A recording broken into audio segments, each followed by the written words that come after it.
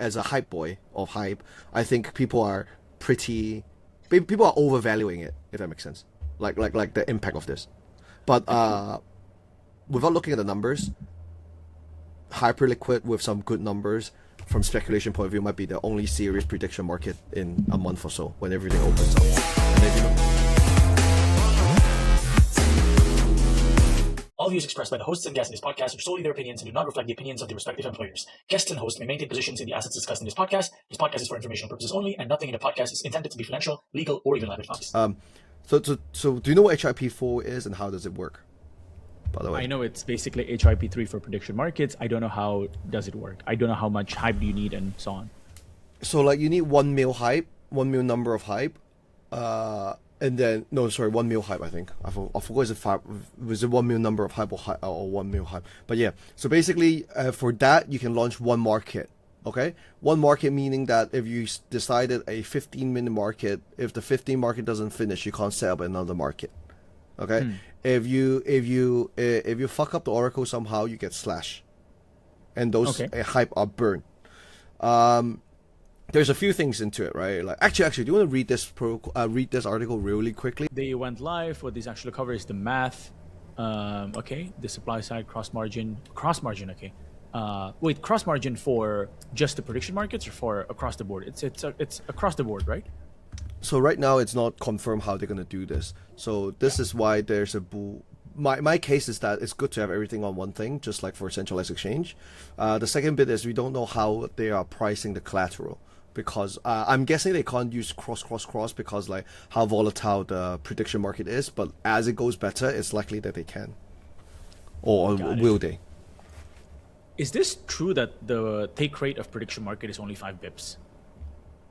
They are not doing they are actually taking prediction market on winning on the settlement. They don't charge for trading it.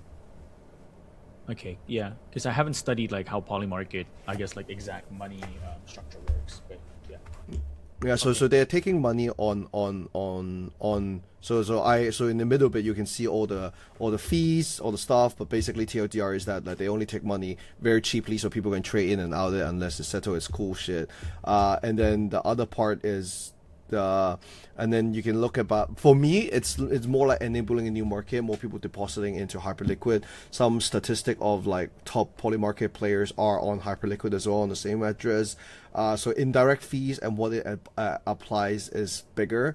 The supply side of things, HIP4 technically can lock up more hype, etc., but the number is it that big? I'm not 100% because the way the market is structured depends on how like how much do you actually earn from it, right? Like from fee point of view because of the listing and etc. But this is something that people want to build out because of like, let's say if the settlement is only a token price purpose, then suddenly it's okay, right? Because like you can settle every like it'll be interesting.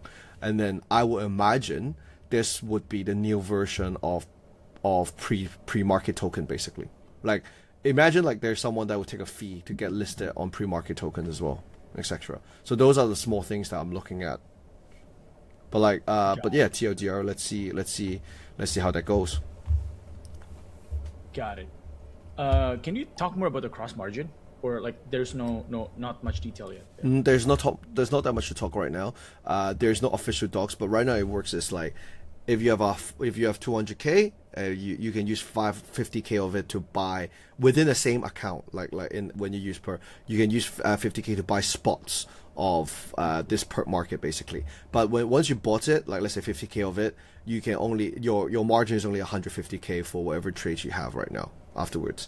I see. My hope is that will there be a point where they will take value account of like the value of the position. For example, let's say you bought it at let's say $1, 50k at $1. If it goes up to be 1.5, will that be used? Let's say 20% of the used to be margin, etc. I don't know. That heavily depends on liquidity, etc. But like either way, because of how the numbers and the margin works, you can imagine people can run like arbing strategies, hedging strategies within Hyperliquid. the whole thing end to end. And the interesting part is actually the fees that they're charging. So trading in and out is actually cheaper. So a lot of hedging, a lot of stuff there for 15-minute volume flow, etc. will be built there. I think it's a net inflow of users and indirect users growth, from my point of view. I see. Okay. But I think like as a hype boy of hype, I think people are overvaluing it, if that makes sense. Like the impact of this. But without looking at the numbers, Hyperliquid with some good numbers from speculation point of view might be the only serious prediction market in a month or so when everything opens up. And then if you look at the TA, I don't know if you believe in VCP and all that shit, but hype is looking pretty good right now, the chart. Yeah.